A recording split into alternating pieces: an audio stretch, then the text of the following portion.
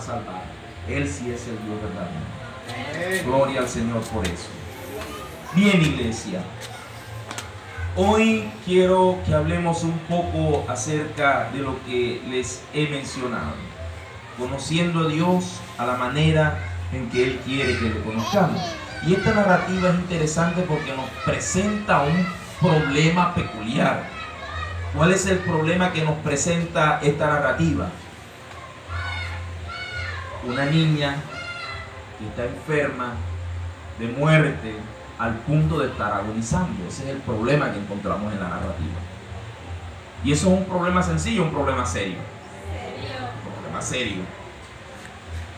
¿Qué personajes encontramos en esta narrativa? Encontramos a dos personajes principales. Primeramente, nuestro primer personaje es Jesús, ¿verdad? Nuestro buen Salvador. Él es el principal personaje de esta maravillosa narrativa. Pero en segunda instancia encontramos a un personaje secundario, Jairo. Un hombre interesante, un hombre que tenía cierta influencia en el lugar donde él vivía, y la razón era porque en aquel lugar, en ese entonces, nosotros en esta comunidad de personas que se reúnen le llamamos iglesia. La comunidad que se reunía en aquel entonces ellos le llamaban como sinagoga, ¿ya? Y al fin y al cabo era algo similar. Las sinagogas se reúnen para orar y estudiar la palabra también. Nosotros somos la iglesia. ¿Cuál es la gran diferencia? En que ellos siguen creyendo que son el pueblo exclusivo de Dios, cuando la Biblia dice ahora que el verdadero Israel es Cristo y su cuerpo lo ha constituido en el Israel celestial, que somos la iglesia. Amén. Bien, esa es la gran diferencia. Eso es ahí para que lo tengan presente.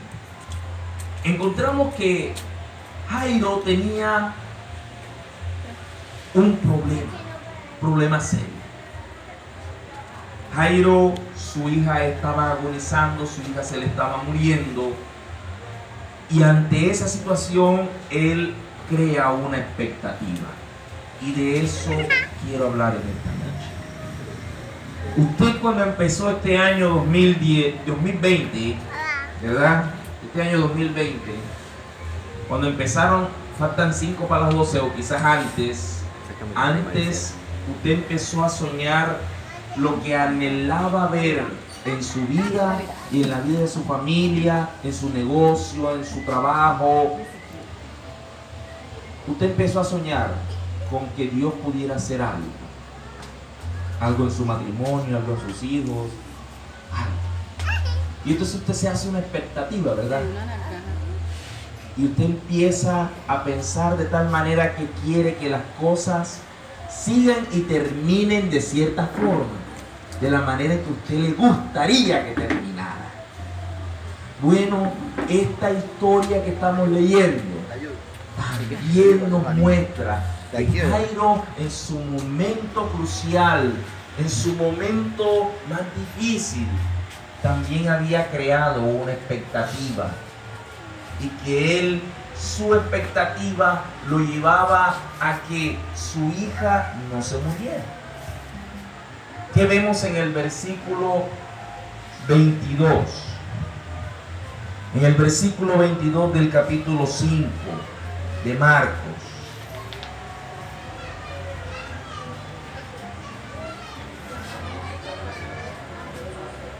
En el versículo 23, él muestra cuál es su problema, pero también en ese mismo versículo nos muestra que Jairo tenía una expectativa.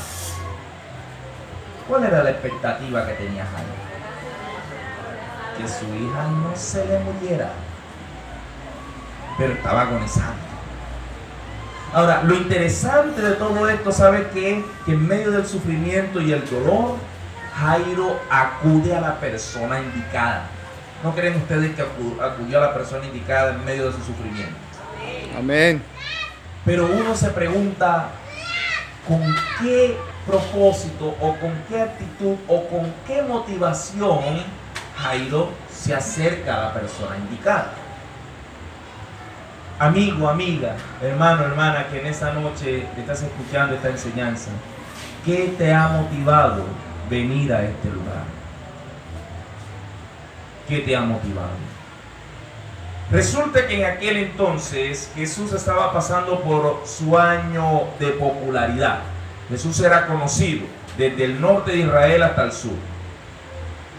Pasa en la vida que cuando nosotros tenemos alguna situación de la cual se sale de las manos, cualquier cosa que nos plantee sirve. ¿O no creen ustedes que es así? Miren lo que le pasa a Jairo. Jairo crea una expectativa a partir de la necesidad que estaba presentando. ¿Ustedes no creen que durante esos 12 años, la Biblia dice que la niña tenía 12 años, ¿verdad? ¿Ustedes no creen que en esos 12 años Jairo no tenía el control de su hija? Claro. Él la vio nacer, en su nacimiento la cuidó, en su crecimiento le proveyó. Es decir, Jairo tenía la situación bajo control. Y así pasa en la vida, mis hermanos. Usted pueda que en algún momento tenga muchas cosas bajo control.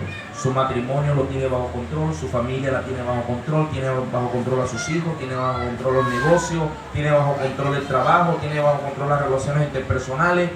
Pero al igual que Jairo, puede que llegue un momento en que las cosas que están bajo tu control ya no las puedas controlar.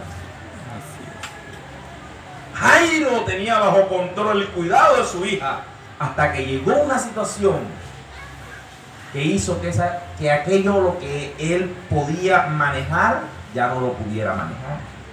¿Sabe por qué? Porque ahora se trataba de su salud. Ahora se trataba de que la niña estaba a punto de... Y estaba en Jairo la potestad para que su hija no se muriera. Entonces, ¿qué significa eso? Que en ese momento ya él no podía lidiar con eso. Y así nos pasa a nosotros en la vida. Dios te da la oportunidad de que tú puedas tener cosas bajo tu control. Pero pueda que llegue el momento, mi hermana, mi hermano que me escuchan, que aquello que tú estás administrando y que lo haces muy bien, pueda que llegue un momento de crisis y que se te salga de las manos. Se te salga de las manos la relación de pareja, se te salga de las manos la familia, se te salga de las manos los hijos, se te salga de las manos los negocios y todo aquello a lo cual tú puedes estar administrando. Y ante esa situación, cualquier cosa que te planteen puede ser beneficiosa con tal de salir de ese rollo rápido, ¿no? Claro que sí, porque ¿qué produce el que las cosas se salgan de control? ¿Qué produce en nuestras vidas? ¿Qué produce en tu vida aquellas cosas que no puedes manejar? ¿Qué produjo en Jairo? ¿Qué ve usted cuando lee la historia de Jairo? Que ese hombre va a buscar a Jesús. ¿Cómo estará ese hombre? Desespero. ¿Qué más? Angustia. No la tía mía que se llama angustia. La angustia es ese sentimiento profundo de no saber qué hacer. Angustia, dolor, ansiedad. Es 4 porque ya el estrés pasó de moda, ¿oyeron? Es 4. Sí, así que moda, ahora está que es 4. Y entonces usted se encierra y ella en el cuarto solo llora. Y los hombres, para que la mujer no lo vea llorando, se meten en el baño y prenden el chorro y ahí lloran. Y así. Y sale del baño y con los ojos rojos. Mira que te quedó la boca. Angustia. Y una vez llega la vida. Y Jairo estaba experimentando eso porque durante 12 años él había tenido el control de la vida de su hija. Proveyéndole, dándole comida, dándole calzado, dándole vestido. Y era un hombre prominente porque era principal de una sinagoga. Es decir, el hombre es posible que también fuera de alguna línea religiosa de su época. Así que el hombre económicamente no estaba mal. Él tenía el control de su familia, de su hija. Pero ahora la vida de su hija no dependía de su control. Y es posible que nos pueda pasar lo mismo. Y la manera en que reaccionamos es esta. Ahora, ¿en qué quiero que usted reflexione en esta noche? Jesús en su mejor momento, el año de popularidad. Jairo allá viendo a su hija morir.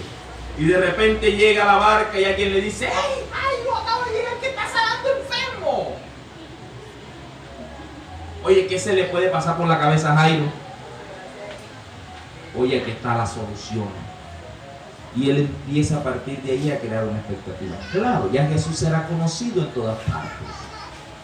Cuando Jesús arriba a aquella ribera y le avisan a Jairo que ya Jesús había llegado, ¿para dónde más va a coger si Jairo estaba escuchando que había un hombre nazareno que estaba sanando enfermos, que incluso venía del otro lado de la ribera acabado de sanar a un endemoniado, el gadareno?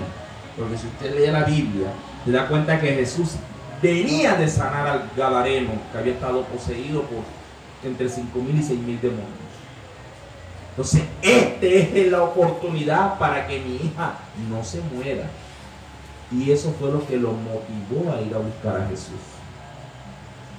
Por eso mi pregunta, ¿qué es lo que te ha motivado a acercarte a este lugar? ¿Qué es lo que realmente en el fondo te motiva a venir a buscar a Jesús? Porque quizás te estés haciendo una expectativa que al final Él pueda cambiar.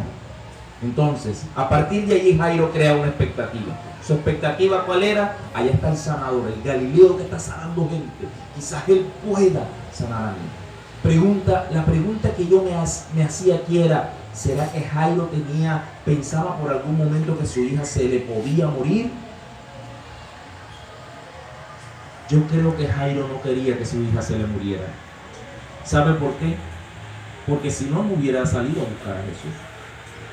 Si él sabía que no había ninguna esperanza, él no hubiera salido a buscar a Jesús. Así que en lo profundo de nuestros corazones siempre optamos porque aun cuando el matrimonio no haya esperanza, en el fondo usted quiere que se arreglen las cosas. Si la familia está patas para arriba, usted en el fondo quiere que se arreglen las cosas. Si los negocios no andan bien, en el fondo usted no quiere perder su negocio. Y se crean expectativas a partir de allí. Así que a Jairo le proponen, hey, por ahí está el sanador. Ay, sí, esta es la respuesta. Y salió corriendo. Y cuando llega, esa misma actitud de Jairo es la que usted y yo tenemos que aprender a hacer. ¿Qué es lo que Jairo hace cuando encuentra a Jesús? Versículo 22. Se postra de rodillas y le suplica. Y no importa que la motivación fuera simplemente buscar un milagro, porque esa era su motivación, buscar un milagro. Su perspectiva, que su hija no se le muriera. Pero esa es una bonita actitud. En medio del sufrimiento, del dolor y de aquellas cosas que ya nosotros no podemos lidiar, la actitud que debemos de asumir es esa: humillarnos e hincarnos y suplicar al único que nos puede ayudar. Amén. ¿A quién más vamos a ir si solo Él tiene palabras de vida eterna? Amén. ¿A quién más vamos a suplicar? La solución no está en la política. La solución no está en el que tiene, ni en el prestadiario, ni en el banco. La solución está allí, a sus pies. Y Él se glorificará después a través de cualquier manera que Él quiera glorificarse. Porque todo en este mundo le pertenece a Él. Amén. Nosotros, al igual que ustedes, estamos añorando comprar un lugar propio. ¿Y sabe cuánto nos cuesta ese lugar? Casi 200 millones de pesos allá en Cartagena. Y alguien me preguntaba, ¿y de dónde vas a sacar la plata? Yo le dije, no sé. Él es el dueño de todo y Él sabrá qué hace con nosotros. Amén. Pastor, pero no, yo lo siento, yo he creído a una palabra que el Señor me dio. A la iglesia, un día me levanté y le dije, Señor, estamos en el 2020 y yo venía orando desde antes. Necesito que me hables y me des una palabra. Quiero saber si es tu voluntad que nosotros como iglesia tengamos un lugar propio. Y yo durante el mes de noviembre y diciembre estuve leyendo el libro de Jeremías. A principios de enero oraba yo de esa manera. El Espíritu Santo me hizo recordar una palabra para la iglesia. Capítulo 32 de Jeremías. Y me llevó al capítulo 32 y otra vez. Y encontré un texto tremendo y la palabra para la iglesia.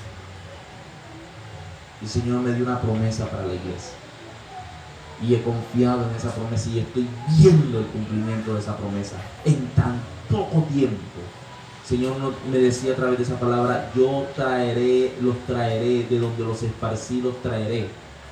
Y ya está sucediendo. Gente que se había ido a la iglesia sin que nadie los llame ni les visite, el Señor los ha estado trayendo. Tremendo. Pero lo más interesante de esto es que en el versículo 44, 43 y 44 está la promesa. Dice: ustedes comprarán heredad en aquella tierra que usted dice está desierta y deshabitada, sin hombres, sin animales, y en manos de sus poseedores. Y es verdad. Las propiedades están a nombre ¿de quién? De quienes las poseyeron. De nosotros, no, de quienes las poseyeron en su momento, en el momento histórico de los caldeos, de aquellos que poseyeron esa tierra. Pero el versículo 44 el Señor me decía: heredad poseerán por precio y por dinero, y harán escritura y pondrán testigos en la tierra y la sellarán. Y he creído esa palabra. Amén. Y he confiado que el Señor lo hará. Dios habla. Estaba esperando que venga alguien que me dijera: aquí, hijo mío, aquí está la plata. No. Simplemente como Abraham: sal de tu tierra y de tu parentela a la tierra que yo te diré. Loco, Abraham de repente salió ¿para dónde? Simplemente salió, en el camino se le fue mostrando el asunto.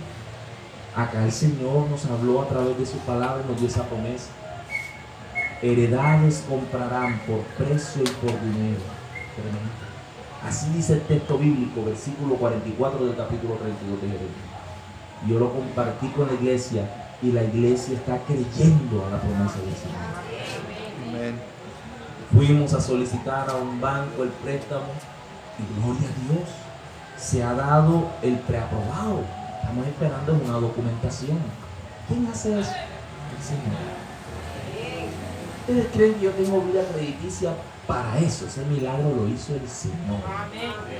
Porque yo no tengo vida crediticia para que me presten todo ese dinero. Aunque tiene, bueno, eso no será nada, pero uno que nunca ha visto, nunca ha manejado esa cantidad de dinero, eso es bastante plata. Pues yo esa plata nunca la he tenido en mis manos. Ni para decir que me la gasto en mujeres, en vida, como dice Diomedes. No, nada, yo nunca he tenido esa plata en mi vida. Y eso para mí eso es un poco de plata. Pero yo he creído que el Señor es fiel. Gloria a Dios. Amén. Y han ido a ver la casa y a nadie se la han vendido. ¿Cómo les parece? Ese es el Señor. Así que pastor e iglesia, el Señor es fiel. Amén. Y ustedes son testigos de eso, porque esto que hoy día el Señor ha hecho ha sido por su mano. Amén. Porque Él es fiel. Amén. Pero volvamos, ya me salí de la tangente. Vamos a volver otra vez a aquel camino. ¿Por dónde quedamos?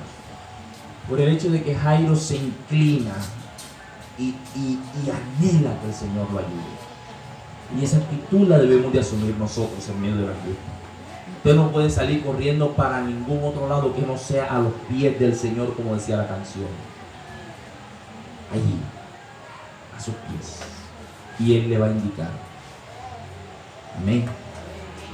¿Qué más nos dice el texto?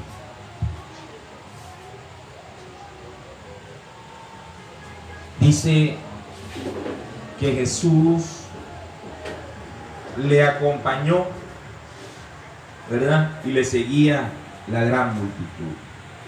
Así que Jesús acude a la ayuda de Jairo. Pero tenga presente lo que ya le dije. ¿Cuál era la motivación de Jairo? Que había un sanador, estaba sanando y haciendo milagros. Era su motivación. ¿Cuál era su perspectiva de que ese sanador qué? Lo ayudara para que su hija no se muriera. Pero miren cómo la vida le cambió la perspectiva a Jairo. ¿Qué sucede en el versículo 35? Mientras iban de camino, ¿qué sucedió? ¿Y cuál era la perspectiva de Jairo? ¿Cuál era su sueño? ¿Cuál era su anhelo? ¿Y qué sucedió?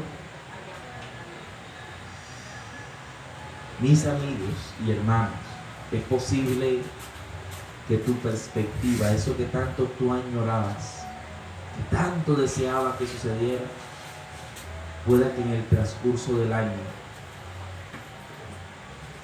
no suceda como tú esperabas. Es posible. Jairo tenía una perspectiva que su hija no se muriera, pero ahora está muerta. Vienen a darle esa mala noticia. Oye, yo no digo aquí que se va a morir alguna de tu familia, no. Yo no estoy diciendo eso yo. Estoy hablando ahora en un sentido figurativo en aquellas cosas en las cuales a veces se salen de control y que nosotros no podemos manejar. Sea el negocio, la familia, el trabajo, lo que sea, que pueda salirse de control, pueda terminar de una manera en que tú no esperas. Ya. Y pueda que venga gente a traer malas noticias. Entonces tú estás hablando de tu situación y viene que te dice, imagínate, y ahora con este gobierno, todo para los ricos y nada para los pobres. Y ahora en Carraquilla 19% de IVA, imagínate. Entonces está malo. Puede que venga gente así. No, mija, ese hombre no te conviene. Me lo hubiera dejado hace rato. Ese pelado tuyo no lo salva ni mandíbula, ni mandrá que te haga algo por ese pelo. Ese pelo no tiene remedio. Gente que viene a dar malas noticias. Esta situación, no, esto no va a cambiar. Mira, esto está más enredado que pelo rasta. Gente que viene a dar malas noticias. ¿Cierto? A Jairo le trajeron una mala noticia. Pero ¿sabe qué es lo más bonito de nuestro buen Salvador? Que el que se humilla ante Él a suplicar su ayuda, Él no se la niega. Amén. No se la niega, mis hermanos. Entonces encontramos a Jesús obrando. Vamos a ver ahora cómo empieza a obrar Jesús cuando a Jairo le cambia la perspectiva. ¿Cómo empieza a obrar Jesús en la vida de Jairo? Cuando Jesús se entera de que Jairo se le muere la hija, Jesús tiene que intervenir porque, claro, un hombre que amaba, era su única hija, dice el Evangelio de Juan, el Evangelio de Marcos, en el Evangelio de Lucas está la misma historia, el mismo relato. Y Lucas dice que era su hija única. Imagínense. ¿Cuál sería el dolor de ese hombre cuando vienen a traerle esa mala noticia? ¿Y cómo reaccionas tú cuando te dan las malas noticias? De aquello que tú no esperabas que sucediera. Porque en el fondo de su corazón, Jairo no estaba esperando que su hija se muriera, si no, no hubiera ido a buscar a Jesús. ¿O sí? Él no quería que se muriera, pero recibe la noticia que él no quería recibir. La recibe. Tremendo, familia. ¿Cómo empieza Jesús a obrar en la vida de aquellos que van en su búsqueda por ayuda? Jesús le da una palabra clave en el momento más difícil de su vida. Jesús le dice, no temas, crees. Y ahora sí se me ponen los pelos de punta. ¿Saben por qué? Porque en los momentos más angustiosos usted tiene que refugiarse en la palabra. Empezar a suplicar al Señor que le dé una palabra. Una palabra que usted le permita, como a Jairo en ese momento, llenarse de fe y de confianza en el Señor. Aunque las circunstancias digan todo lo contrario. Mire cómo actúa Jesús y mire cómo funciona la narrativa judía. ¿A quién fue a buscar Jairo? ¿A un qué? A un hacedor de milagros, a un sanador. Pero resulta y pasa que ahora, si se murió la hija, se pierde el sanador. No, pues cuando alguien está enfermo uno va buscando al médico. Pero ¿será que el médico puede ayudar a algún muerto? No. El médico está imposibilitado para ayudar a un muerto. Como a Jairo le cambió la perspectiva, Jesús tenía que ayudarlo a reencauzarle la perspectiva a la que él quería que tuviera. ¿A qué me refiero? Observe acá. Jairo va a buscar a un sanador, pero ahora en esto Jesús no quería que lo conociera como el sanador. Y al final les voy a decir cómo quería Jesús que Jairo lo conociera. Por eso el mensaje de esta noche: conociendo a Dios a la manera en que Él quiere que le conozcamos. Jairo fue a buscar un sanador porque en medio de su angustia y su sufrimiento le habían dicho: allá está uno que hace milagros. ¿Me entienden? Entonces necesitas, en los momentos en los que no sepas qué hacer, necesitas una palabra que te ayude a mantener tu vida equilibrada. Jesús le da una promesa a Jairo, una palabra rema en ese momento. La palabra que en esta noche el Señor le da a ustedes como iglesia es: no teman, crean solamente. Fueron las mismas palabras que Jesús le dijo a Marta y a María cuando Jesús fue a la tumba de Lázaro y empezó a llorar delante de la tumba de su amigo. Y Jesús dice: quiten esa piedra. Y Marta, angustiada, le dice: pero Señor, ¿para qué? En 4 días ya viene, ¿para qué lo van a sacar de ahí? Y el Señor se le emberraca y le dice: mira, mujer, no te he dicho que si crees que. Dígalo con confianza. Bueno, iglesia, si crees verás la gloria del Señor. Amén. Amén que sí. Amén que sí, iglesia. Fueron las mismas palabras que recibió Jairo, fueron las mismas palabras que recibió Marta en la tumba de Lázaro. No temas, cree solamente. ¿Saben por qué le dijo que creyera? Porque solo los que creen ven la gloria del Señor. Amén. Aleluya.